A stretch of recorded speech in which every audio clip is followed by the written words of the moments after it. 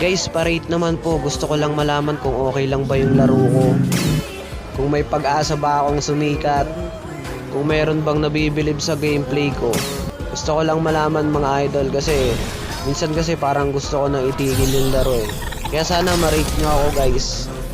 Kung papagpatuloy ko pa ba to o ititigil ko na. Ang hirap kasi kapag hindi mo alam kung meron pang nagtitiwala sa laro mo eh.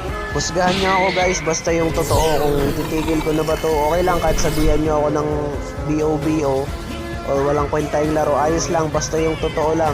Kung may pag-asa bang makilala yung YouTube channel ko at kung mayroong naghihintay na magandang bukas sa gusto kong tahaking mundo, pa-comment dyan guys, 1 to 10. Pag mas marami yung 6 pataas, tuloy-tuloy tayo. Pero pag mas marami yung comment na 5 pababa, tigil na lang natin to.